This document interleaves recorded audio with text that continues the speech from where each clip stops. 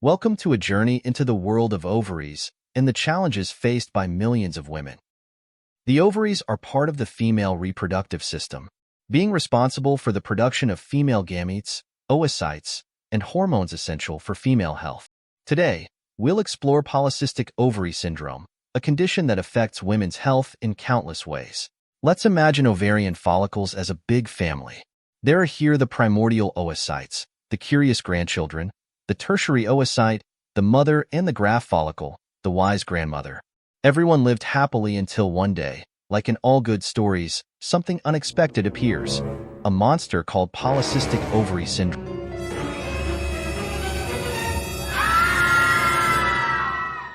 Calm down, kids.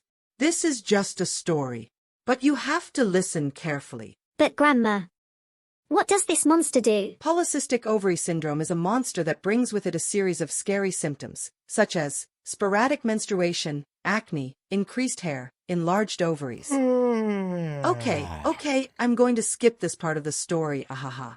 This is a metabolic and endocrine disease that affects premenopausal women, that is, women of reproductive age.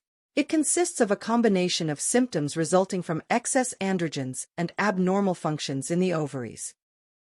And how does this happen? In fact, the etiology and the mechanism by which it occurs are still unclear, but it is thought to be due to hereditary and environmental factors. Is everything okay, Johnny? I'm scared. What if it happens to us? Oh, my dear, you don't need to be afraid. Fortunately, there are several treatments to help fight this monster. Really? Yes, my sweets. The most used treatments cause unwanted effects. However, science has evolved towards finding treatments with fewer adverse effects. An effective therapy is Tsongfu Daoten Wan, CFDTW, a traditional Chinese medicine applied to patients with PCOS. There's only one treatment. No, Zachariah. Another treatment is BSHLD, also from traditional Chinese medicine, which aims to improve ovarian function and polycystic morphology in PCOS. Nothing to fear, I will explain everything to you clearly. You will see that it is very simple. In PCOS disease, for unknown reasons, there is less methylation in the PKP3 promoter, resulting in its abnormal activation.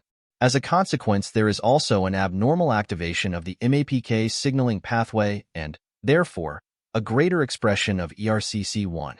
What impact does this signaling pathway have on the disease? Abnormal activation PKP3 decreases the proliferation of granulosa cells. MAPK increases the phosphorylation of ERK1/2 and P38, which will also contribute to the increased apoptosis of granulosa cells while decreasing proliferation of those same cells. Finally, increased ERCC1 expression functions as a defense mechanism for abnormal cells. ERCC1 stimulates DNA repair in abnormal cells, preventing them from dying. Tsongfu Daoten Wan, CFDTW, promotes methylation of the PKP3 promoter, which results in its inhibition.